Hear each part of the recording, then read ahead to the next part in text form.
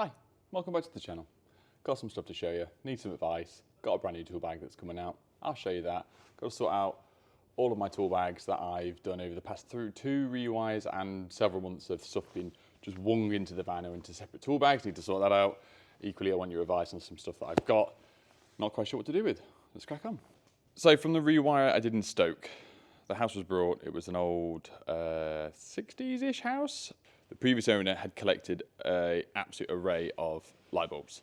So I said to my customer, please don't throw them away. I will have them. Do not throw them. They are valuable. They are worth more than gold. I only say that as a bit of a joke, but at the same time, when you can see a complete brand new sleeve of 100-watt light bulbs, you've got to take them with you. That's what I was always told anyway. In the past, we've got loads of stuff, some really older ones. Some of you guys that watch the old Crompton ones. Look at the packaging on that. Philips candle. What watch have we got there? 40 watt. Some of them do have dates on, Crompton ones. I mean, some are a lot older than others. We got these Bell ones from London. From Wimbledon. Give them a bell later, see if they turns on it. It's 25-watt candle. I'm pretty sure there was dates on. I saw dates on some. Nope. Read it and weep. 1,000-hour life. Wow. Better than most LEDs nowadays. And that's just a few of them. We've got some older stuff. We've got a little old Bell one there. Please let me know if you guys have ever bought any of these or know any of these, because it's nice to see it. There is a few of the LEDs that are in. We've got some, I call them 2D fitting bulbs, lamps over the years. We've got the horrible energy efficient ones that came in for a while. Oh, they're energy saving, yeah, but you might as well light a candle because it'll be brighter. Loads of coming across the Crompton. These are strip lights. These aren't strip lights. Halogen bulbs. These ones, I'm trying to think what these ones are for, like a shaver light, that sort of thing. And then you go across to these ones, would be outside halogen lamps, sticking it in there. We've got loads of 60-watt candles. We've got 100 watts. We've got more 60 watts. They're more modern 60-watt ones. And then, because of the massive lantern from the outside, if you remember, there's a few of these lying around. And annoyingly, I don't have any light fittings that would take a screw size this big. The biggest ones that I have would be an E27. And I don't actually know what they're called, what the bigger ones are called. An E40. There you go. We've all learned something today. But I'd like to see how bright that is. 300 watt, and I have 2 more of them. But I've always been told over the years, being a Spark, if you come, because to my knowledge and what I've been told all over the years, they don't make 100-watt light bulbs anymore for the reason they're so unenergy efficient. Yep. That they stopped manufacturing them. It was almost became illegal to do it. So if you do find some, keep them. But then I don't really know what to do with them. I keep them. I mean, you probably stick them on eBay and make something, but who wants to go and try and post 40-year-old light bulbs and them not be broken the other side? Do I keep them? Do I throw them away? Sorry. Do I recycle them? Because I can just chuck them in a recycling bin because it's glass. Let me know if there's any other uses for them, whether or not I can do some experiments or some stuff within the unit. Let me know. Second thing, new tool bag. Let's have a glimpse. So we start off with the OG, the MB100. This has unfortunately been... oh, no, there is a bit of stuff in it. You can see stuff's been thrown in. We went from the MB100. We went across and did the NB-L1, which is the brother label printer bag. We jumped across to the NB200, which is a similar setup to the NB100. That's not kind to look at, is it? A bigger bag, which I've been using religiously. I mean, I still use them all now. Hang on, I forgot my tester bag, 2 seconds. Have the NB50, the tester bag, wonderful.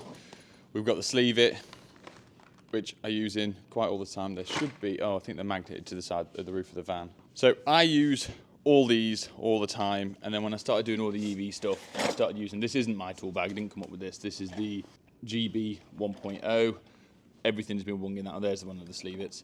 But we now have a combination of all 3, which is the MB300, which that says 100 at the moment. It's just the prototype. Solid base. Yep. We have an open tote with the front, and we have a sealed compartment at the back. This is the same material as the drill pod on the back. 2 very nice size pockets with a zip pocket in the back. And I don't know if you can tell, it's sort of fleece lined. It's actually very, oh. In the sides, we have our triple stack pocket. We've got our two D-ring or three we've got big D-ring for our strap. We've got two smaller D-rings to put tape hooks on, whatever you want. We've got a clasp for our tape measure, two other pockets either side. Exactly the same this side, whether or not you want to put levels, hammers, whatever in there. Nice big handle, and then we've got a front little slot. And then internally, we've got 3 stages of pockets, big, smaller, small, neoprene pockets at the top. But equally, it does have another neoprene pouch in the front here, and you can see it's obviously considerably deeper than the other bags. So I'm going to empty the tuck. Oh, I got this the other day. I finally gave in. I started liking the smaller ones that much. I thought I'd buy a little selection box with the bigger ones. Anyway, I'll talk about that later. Loads of stuff been chucked in here. I need to empty that out. I need to empty that out. I need to empty that out. Put it all on the table, see what we've got. I'm going to get rid of that for the time being. That'll be my new one with the bigger bag. See what I want to pinch and switch between. I have got a new set of continuity testers because Mitch broke these ones a while ago when we did the 3-phase board, but he did buy me a new one, so he bought these ones, the Q-Tech ones, in here. So put it all out, see what we've got. I'll jump in quickly before I empty all that out and forget. There is 3 new Uni-Lights out, which I was sent probably a month ago, but now it's time to reach and show them off. This one here is the CL1700. This one is the HX1080. And this one, which I lost the box for, is the FLX125. So I've played with this one, I've used this one, and I accidentally showed it off in 2 videos. If you have an eagle eye, these 2, I've only just unboxed them. This one. Whew. So, we all know when we lose screws and everything like that. This has been invented before. We've all seen sort of stuff when you need a magnet on a stick and you can pick it up behind a radiator or whatever. But then you use that functionality with a magnet in the bottom and a magnet in the front, and then put one of Uni-Light's delicious lights in the front. Then you've got yourself not only a pointer for videos, for me, I turn into Zorro, you've also got actually something that's really handy. And I have used this twice already. One for being in the loft, put the rod up, put the chain on, didn't bring the rod up with the magnet on the end. I then went, oh, no problem at all, poked this in the hole, and I could see because I had a torch to get my rods through. All I'm saying, as electricians, this was useful for me, and it stays within the pocket. You've got 1, 2, 3 different light settings. I'll put all the functionalities in the description below for all the different lights, but this one stays in my pocket, next to my bolt pen, in my heavily crowded pockets. Right there, and that's where it's been for the past month. Fabulous, let's jump on to the next one. So if you are fans of BDSM, very, very strong nipple clamps. If you're not, you can use this as a work light, magnetic base, tiltable light, 360 rotation, and this is designed so you could clamp that on, a very heavy clamp onto surfaces that you want, and it's got different grips and it moves within itself as well as a jaw. As an electrician, at some point I will find our use for this, whether or not be clamping to a light fitting that's already up there and I want some directional light. If I want to put it to the side of a fuse board, I can use a magnetic base, or because it's got the anti-slip feet, you can put it on the floor, do it as a directional bit. That is that one. And last but not least, this reminds me of my daughter's phone because it has a removable finger hole. Or you can take the Iron Man for fancy dress costume parties because you can just go. Anyway, same thing, USB-C. They're all USB-C charging. This has got 1, 2, 3 different functions. This has a little magnetic stand. You'll see them more and more, and I'm going to try and use them in future videos to show you the capabilities, functionalities, and all sorts of stuff. And at one point, I am going to get as many Uni-Lights out as possible, fully charge them, and do a battery time test. Because obviously, with anything that runs on batteries, people want to know like an accurate time of how long it will last. Not only on like, let's say, full power, but half power, low power. Because there's been several times when we've used this recently, the tripod light. And when it was sent to me, and I'm going to be completely honest with you guys, I looked at it and thought, it looks cool, but as a domestic spark, like a massive tripod light that sticks out, is about 7 foot tall, you think, yeah, I get it. I then used it with Mitch, and when we did the 3-phase board in a warehouse with no power on, it was fantastic. Battery life, because I had it on full power, I wasn't really thinking at the time, it lasted 2 hours. But then thinking about it, if I'd have put it on half power, which would have been plenty of light and brought it a bit closer, obviously it would have lasted longer. It's trying to find, to be as honest with you guys and be as transparent as possible with, this is the best light, this lasts 10 hours. If it doesn't last 10 hours, I'm not going to tell you because I use it day in, day out with all the other stuff, and I will know hand on heart how long stuff lasts. Hence why I have 2 IL925Rs, one on me, one charged in the van. So when this goes flat, if I'm using it all day, I will go and get the other one, I'll put this on charge in the van, so I've got the 2 to use between them. I won't be able to use this all day if it's on, because it will go flat, because it's just a battery, a smaller battery than what you'd expect. But that's what we like about the MTB 10,000s, that you can put the power tool batteries in, is I have 10 Milwaukee batteries. And now they brought out the Bosch adapter, I have 10 Bosch batteries. And I bought the charger and the batteries in for both. So as and when I know I'm doing a rewire in a loft, I could turn around and just swap and change between the 2 power tool ones. But it's like this, I brought the power bank to plug this in while I was using it. And hand on heart, while I've been doing the rewires, I've used this several times. And now I couldn't think about doing a job without having that in the van to bring with me. If I need it, I'll use it. I use it every time. So, rather be honest, but I'm going to do a battery test at some point on the several lights that I use the most and recommend the most to say to you guys, this lasts this long on this power. It's the same with the MTB 10,000. Whether or not we use the 5 amp, we use the 8 amp, or a 12 amp, what is the projected time limit on the different amperages of the 18 volt batteries? Anyway, I'll show up. I'll get back to this. I'm doing a lot of talking today, a lot of talking. This is all done and dusted. I just did an Instagram story. Has anybody got a Milwaukee lawnmower, the battery one? It takes 2 12 amp batteries. I've been looking all weekend, and the ADHD inside me has watched possibly 17 YouTube videos and then TikToks and everything of them, of people rating them against other stuff. I tried to mow my grass at the weekend. I've not mowed it in over a month because it's been wet. It's grown a little bit, pretty much destroyed the one I've got. It was just a cheap, this sounds awful. It was a cheap Bosch one from B&Q. I've had it for a while. But I've been looking at it and going, well, I've got loads of batteries. So if it doesn't have to have the 12 amp ones, it comes with them. I've got loads of batteries. So as and when I want to mow the grass, there's no leads. I don't have to go and get petrol. I can use that. If you've got one, is it good? Would you recommend it? Is it worth £1,000? Anyway, this is all out now. This is everything I've got from 3 tool bags. I've got a lot more stuff around the back, hidden everywhere. This place is a tip. I've not been here for so long. Well, you guys haven't seen me do a YouTube video in the unit for a month, 2 months, easily. Stuff just gets dumped here and come here every now and then for a can of Monster. What I'm going to do is everything that I want going in that tool bag there, the new one, the MB300, I'm just going to move this around. I've had to put a heater on because it's freezing in here, and I've just got an alert on my phone. Stafford, as of tonight, has now got a snow and ice warning. Mint. Just going to put the stuff that I want to put in this bag on the side there, so there's no duplicates. And I forgot, I meant to show you, I buy stuff to show on YouTube videos and then just get sidetracked, as usual.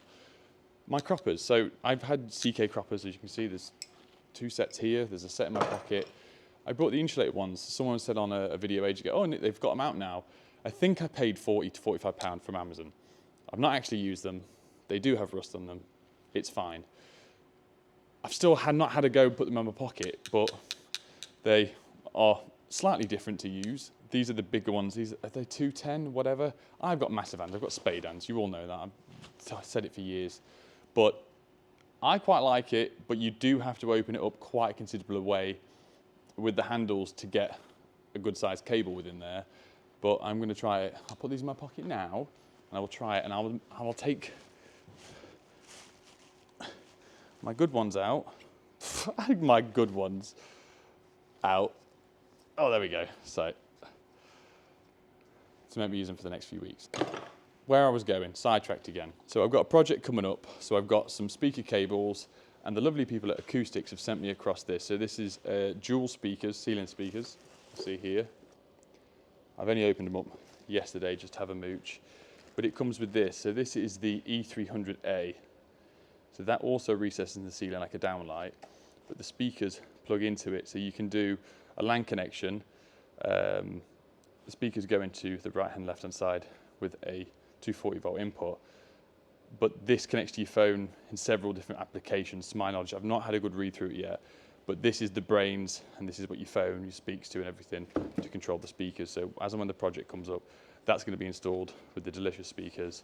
They've also sent me through proper speaker ends and a proper crimping set for the stuff as well. And I got 6 hats. So I will put them all on at once. I'll be super warm. So that's coming up. I'll stop talking. I'll get this moved. It's done. I'll show you in a second. Adam's on his way around. He's just nipped to CEF. They did like an open day thing the other week with some tall people. And I bought some Klein socket set, but it's like for your impact. You'll see in a minute anyway. I needed one for the solar stuff we do and whatever. Anyway, I keep saying anyway. I'll tell you in a minute. Bag is done and on. Bag is up and running. I've put the things in that I use the most, what I can think of. In here, I'm putting the locking off kit, which I'm going to show you in a minute because I could not find any images. Maybe I'm just an idiot. We've got on the side, I've just hooked that on for now, just to prove a point. We've got the stud buddies, continuity tester. One of these pockets needs to be bigger because this is really tight. We've got sleeve it on this side with my green and yellow. I've put my sleeve it on this side with my blue and brown. Tape measure, I've overloaded this. We've got tapes, we've got hammer in there, angle driver, Milwaukee one, Bosch Go, 2 big sets of grips, armor slice, crimpers, and a big screwdriver. And then we've got 2 USB-C cables for my Uni-Lights to charge up. Then in the front, we've got an array. We've got marksman, conduit cutters, the beautiful little grips that I've got from Nipex. I absolutely love these. Strippers, spare knife, some small bits, hex bits, Armeg bit holders, cutters, brand new Nipex, because my other one went blunt the other couple of months ago. Got this, CEF, had my pants down. It's fine, I sold one of my kidneys. So that's it set up as it is. It will come with a strap as well. This one, I've just rejigged some of the stuff that obviously I got my interchangeable screwdriver set, and I've just got almost duplicates of the same thing in there. This is the stuff that I'm not using. This is my duplicates, the spare bits. I've refilled up the drill pod. I keep this in the van all the time and just keep forgetting I've got it, which is the absolute gorgeous bit set, but that won't fit in the bag. And to be fair, I don't want to start taking bits out of it because they won't go back. Last but not least, I had this in the back. I've got loads of locking off kits in the van anyway, but I thought I'll keep one in the front of the pocket. But it came with this. And now it's on here, it makes complete sense. I could not figure out where this bit went, how it went on. There was no pictures online. Obviously it comes off with your normal MCB locking off kit. Keys, tabs. But this stops you from opening the lid.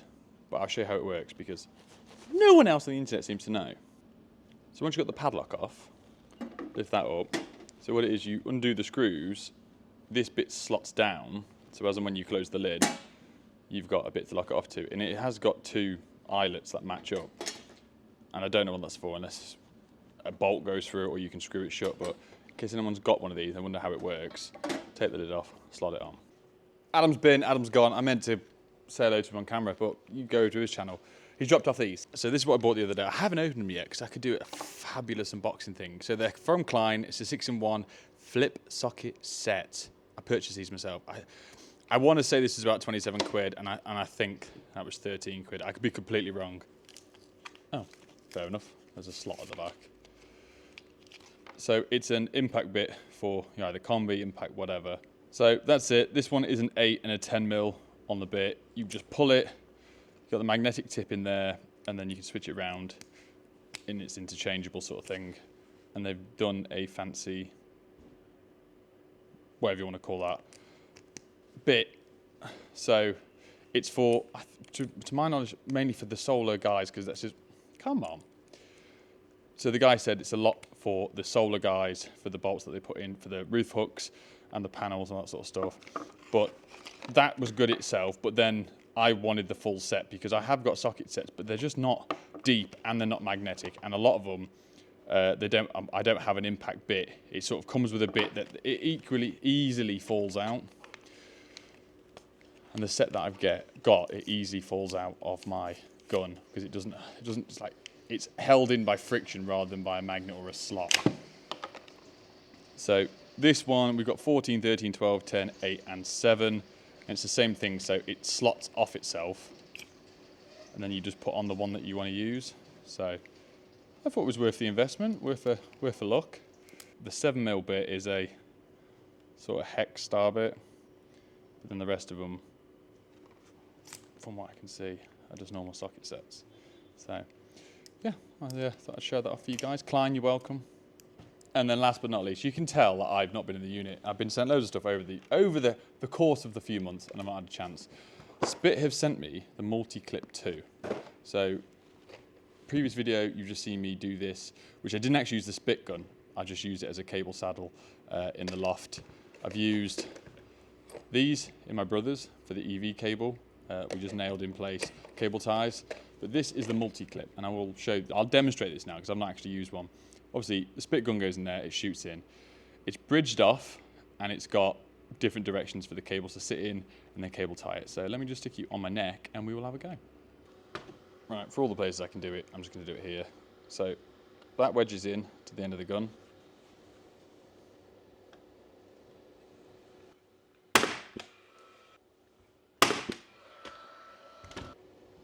Cable tie. Or we can do cable ties this way, but we're not. We're going to do it this way.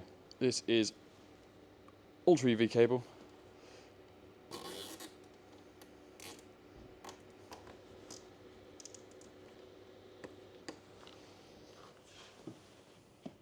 Kobe. Both missed, mint. And that's that. Nice and solid. Different directions, like you say, you can go top, you can sideways, you can do it on the angle. But something for me in lofts, how neat I want to start getting stuff, this sort of thing, I genuinely really, really like and will come in useful. So, nice one. Last little bit of the day is I took out the 2 air tags that are in the bags. They went flat about 3 months ago. So I bought some batteries, so I'm going to change them over. If you don't know how to change an air tag battery, it's literally put your thumb and twist that, and then that bit pops off like that.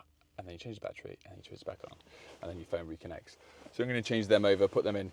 I'm actually going to go to work now and do some stuff. This week is just loads of tiny little bits, but I wanted to do a video in there showing off the new bag, the Spit stuff, the Uni-Lights, the speakers, various other things. I meant to show you guys the Fisher plugs as well, but we haven't got around to that. So whatever. Last thing before I jump far too ahead and forget, there's other bags that are going to be coming out at some point, but I want to do a video with your guys' opinion and input on a tool bag. What would you like to see on it? What would it be for? What ideas have you got or inputs that we could do on this bag or other bags? Put them down below, because I want to do a video with everyone's ideas where we make a bag, we send it off, we wait for the prototype, and we do like a year-long video on our bag that designed with everyone's input to see what we can come out with. Put them down below. Thanks for watching. Love you, bye.